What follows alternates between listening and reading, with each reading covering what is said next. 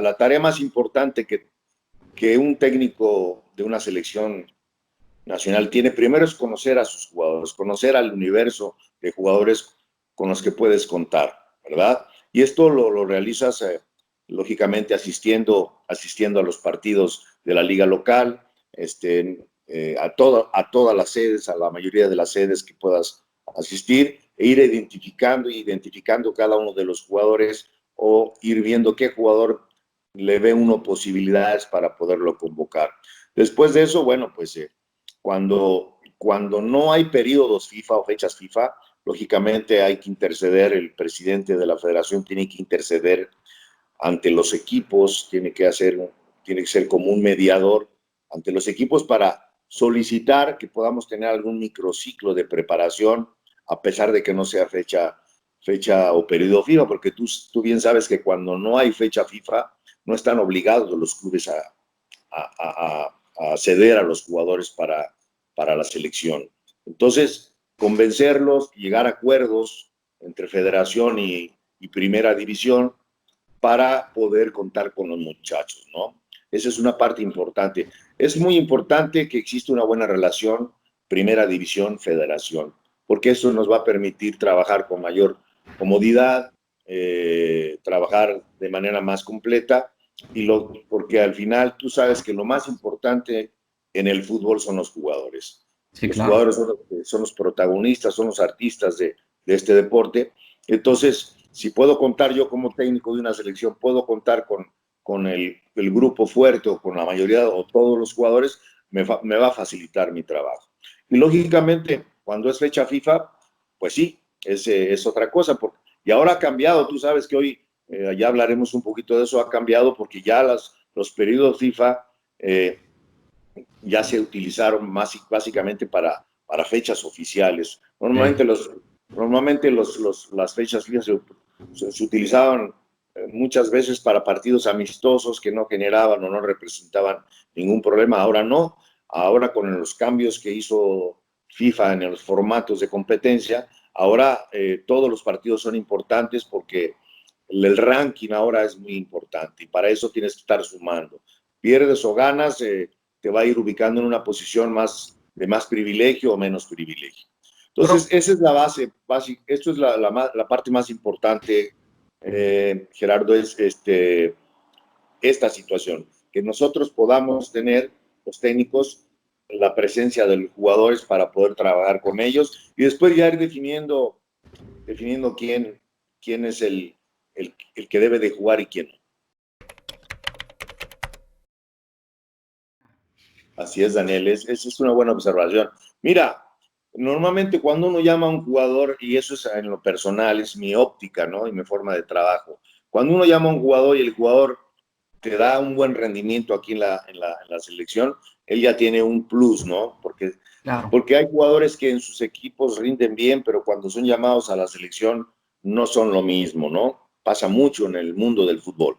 Pero cuando tú llamas a un jugador que anda bien en su equipo, por eso lo llamas, y viene y produce y es productivo, hace las cosas bien, él ya tiene un plus sobre algún otro jugador, ¿no? Entonces, para nosotros es muy importante evaluar no solamente lo que hacen en sus equipos, sino el comportamiento que tienen dentro de la selección, qué nivel de competitividad tienen, cuál es su temperamento, su personalidad, que les permite comportarse de una manera en un partido difícil, ¿no? Claro. Entonces yo creo que eso es lo más importante porque lo más difícil es encontrar jugadores consistentes en su rendimiento. Muchos de los jugadores son inconsistentes, te hacen un buen partido, te hacen dos partidos regulares o malos, se vuelven a encaramar a un punto más alto en un buen partido que tienen un buen rendimiento, vuelven a caer, es decir, lo importante es evaluar lo que hacen en sus equipos y aquellos que mantienen una línea de rendimiento importante, ¿no? Y Claro. eso, y eso lógicamente es uno de los factores más importantes, porque la personalidad, el temperamento del jugador se muestra en los momentos complicados, cuando juegas contra rivales difíciles. Por ejemplo, yo te pongo un ejemplo. Nosotros las últimas dos periodos FIFA del año pasado, estábamos obligados a ganar 4 partidos, los últimos 4 partidos, 2 de visita y 2 de local. Así estaban establecidos los periodos FIFA. Sí. Y bueno, ahí es donde tú ubicas en la cancha a los jugadores que sabes que tienen más temperamento, que saben superar la adversidad, que son más competitivos, y eso lo pudimos sacar en base a eso, ¿no? Porque no es fácil, aunque vayas a Caribe, te encuentras con rivales complicados que corren, fuertes, difíciles. A veces la gente piensa que ir a jugar al Caribe es simple, es muy difícil desde tu traslado. Cuando tú te trasladas de aquí a una isla de Caribe, son viajes larguísimos. Sales en la mañana y llegas en la noche, porque hay que hacer un par de conexiones, porque hay que bajarte, hay que pasar migración. Son viajes que gastan mucho al jugador y necesitas jugadores con temperamento, con personalidad, que esas situaciones las superen, no le den importancia y que en el partido lógicamente aparezcan. Entonces, esa parte ha sido importante para mí en el tema de la convocatoria a la selección de aquí del Salvador. Bueno, es como tú lo dices, tener esa sensibilidad para saber qué jugador estás viéndolo en su equipo en un nivel más bajo que lo habías visto hace un par de años, y que cuando lo llamas a la selección ya no está haciendo lo productivo que era antes. Quiere decir que el jugador está, y lógicamente la edad, porque aunque no es un factor determinante, porque hay jugadores que tienen 32, 33, 34 años y siguen rindiendo, pero hay que decirlo, ¿no? No es lo mismo cuando tienes 23, 24, 25 años a cuando ya rebasaste los 30. Ya en todos los sentidos, desde el punto de vista psicológico, ya no eres tan fuerte. Tendrás más experiencia, pero ya no te mueve tanto, no te motiva tanto como cuando eres más joven. El llegar a un entrenamiento, trabajar, prepararte y luego en la cancha, el día del partido, producir, ¿no? Entonces, eso que mencionas es muy, muy, muy importante. Tiene uno que ir analizando qué jugador puede darnos hasta lo que es la eliminatoria, y lógicamente ir buscando, si en un momento dado vemos que ya va algún jugador de salida, ir buscando quién podría reemplazarlo. La experiencia es importante, muy importante en el fútbol. Los equipos, si tú ves en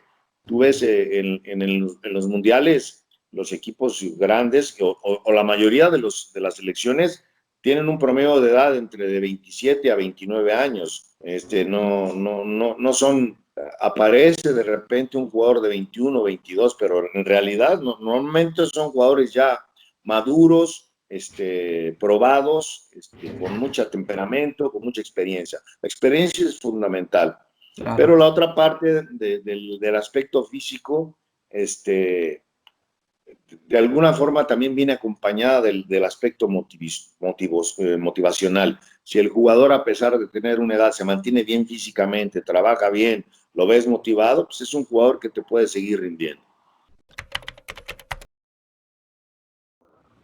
Es una muy buena pregunta porque no es fácil,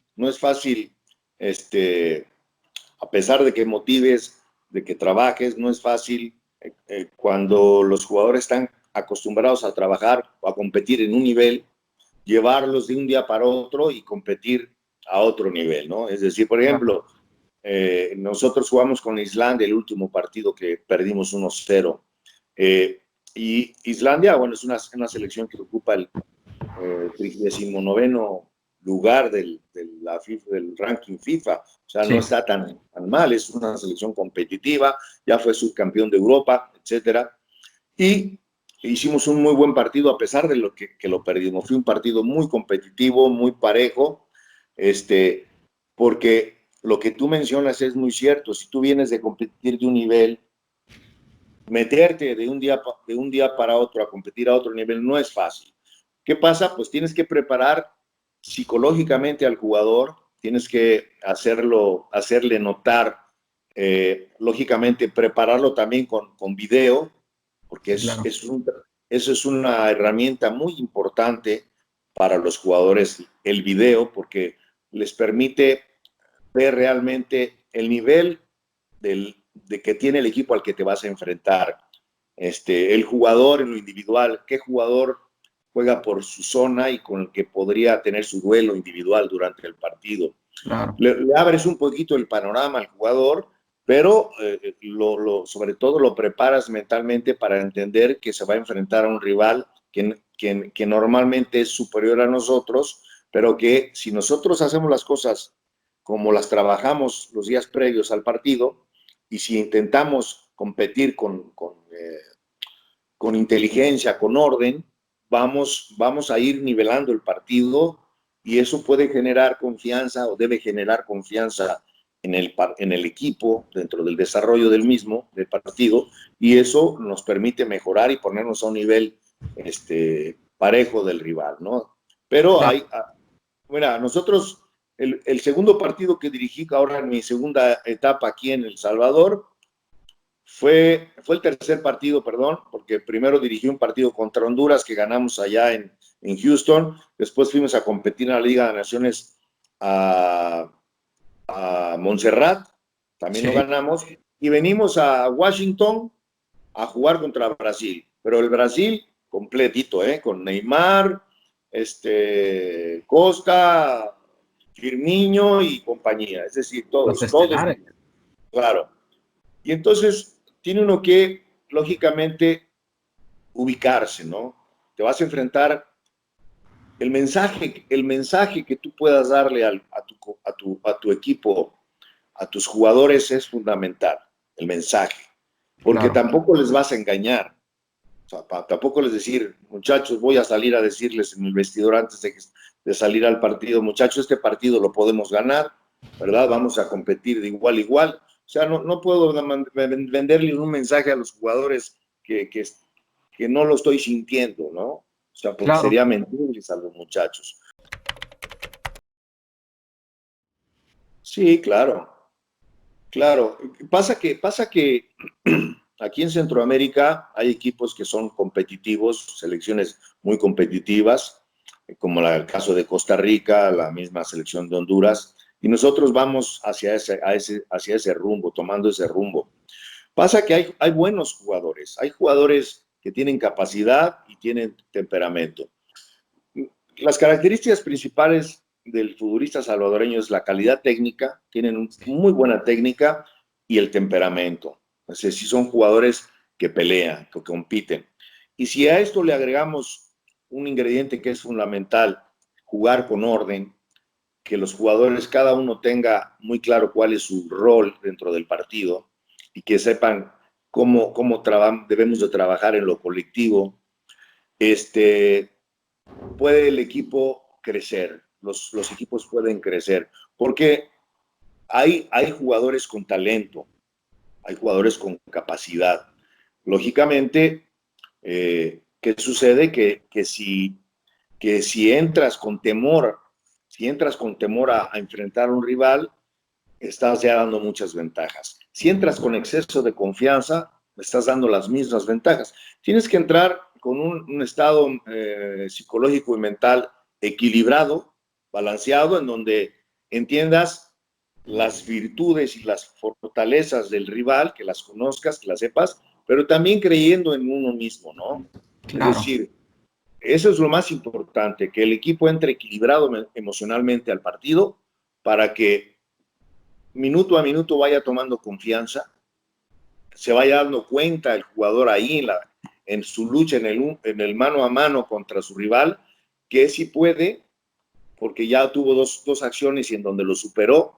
Entonces, eso va generando confianza y fortaleza en todos los sentidos dentro de la cancha. Entonces, eso es lo importante, ¿no?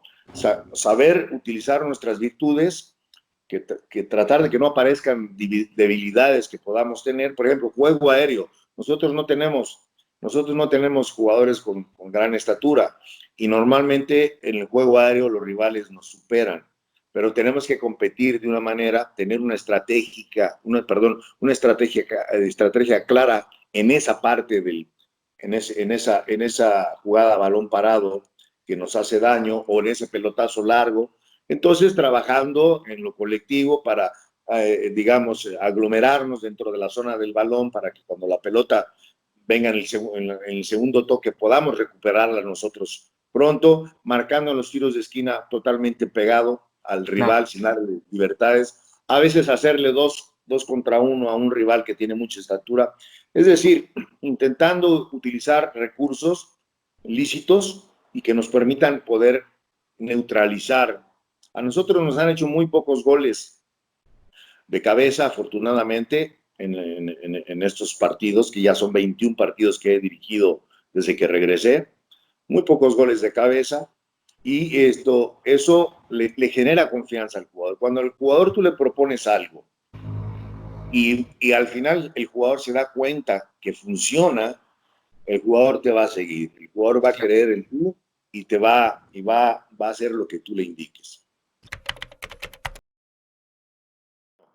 De entrada, una de mis responsabilidades y tareas más importantes es cuando vamos a competir, cuando vamos a jugar ya un partido el día domingo, pues yo necesito desde mucho antes prepararme buscando información sobre el rival, porque como tú dices, hay rivales que son muy conocidos, pero hay otros rivales que conoce uno poco cuando te enfrentas a equipos como nos pasó con Islandia, ¿no? Pero tuvimos la oportunidad de ver el partido de Islandia contra Estados Unidos, contra Canadá. Días antes, ¿no?